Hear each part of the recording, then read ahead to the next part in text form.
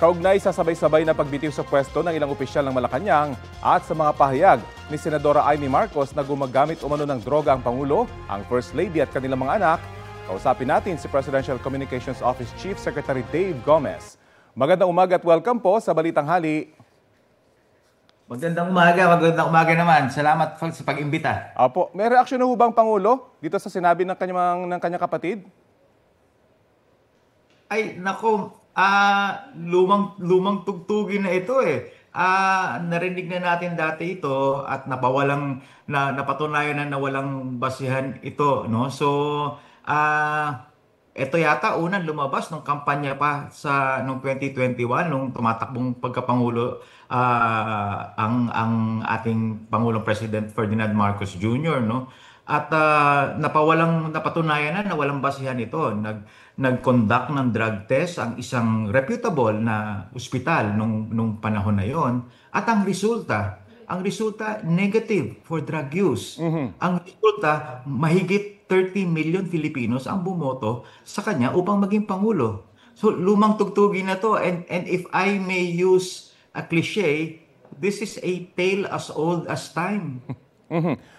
Pero ang Pangulo, ang kapatid po ng Pangulo, yung mismo nagsalita at baka iba rin yung impact nito sa publiko. Nagkausap na po ba yung Pangulo at meron ba siyang balak na kausapin yung kanyang kapatid patungkol dito? Sa ngayon, ang Pangulo natin nagtatrabaho, no? Nasa Bicol siya ngayon, nag-inspeksyon ng mga nasalanta ng nakaraang bagyo. So, hindi ko alam kung nakapag-usap na sila. Basta ang Pangulo patuloy lang magtrabaho. Ang nabanggit niyo po nga, nagpa-test ng Pangulo noon at napatunayang negatibo. May pangangailangan pa ho ba yan? May importansya po pa kaya kung magpa-test pa ulit siya ngayon at yung sinasabing hair follicle test para talagang definitive yung magiging resulta? Again, sabi ko nga, lumang tugtugin na to. Mas maraming mga importanteng mga bagay ang dapat tutukan ng ating Pangulo at ng ating pamahalaan, ng Kongreso, ng Senado at ng Executive Department. Nasa public stage po yung mga pahayag ni Senadora Amy Marcos. Ano po sa tingin nyo yung intensyon ng Senadora? Well, your guess is as good as mine. Mahirap mag-speculate sa motibo ng isang kagalang-galang na senador. Okay.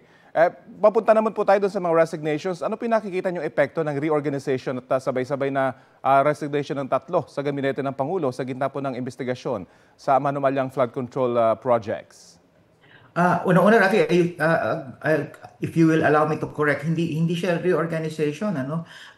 Nung tinanggap ng Pangulo yung courtesy resignation ni Sec ni ES Bersamin at saka ni Sec Amina, ginawa ng Pangulo ito para lang to ensure that there will be fair and independent investigation dito sa maanumalyang flood control projects na ito, no?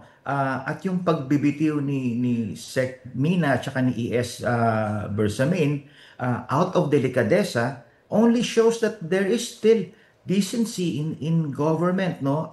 What they did is an honorable thing and is the right thing to do. Pero may commitment ho ba sila sa Pangulo na kapag kailangan sila para sa investigasyon, dadalo po sila? Opo, ginarantiyan nila ang kanilang full support pa rin sa Pangulo at they are making themselves available to any and all investigations. Ang Pangulo po mismo, handa rin po bang sumailalim sa investigasyon at maglabas po ng SALN? Sinabi na ng Pangulo, ginaranti na ng ating Pangulo na hindi niya hadlagan ang any form of investigation. And we are fully supportive of the Independent Commission on Infrastructure and their ongoing investigation. Ano pong mensahe nyo sa taong bayan na ito, ang kapatid mismo ng Pangulo nagsasalita, nabanggit nyo nga, rehash na ito, pero baka iba pa rin po yung epekto sa taong bayan. Ano pong mensahe ninyo? Ako, if you will allow me, I would like to echo yung sinabi ng simbahan, ng Catholic Bishops Congress of the Philippines.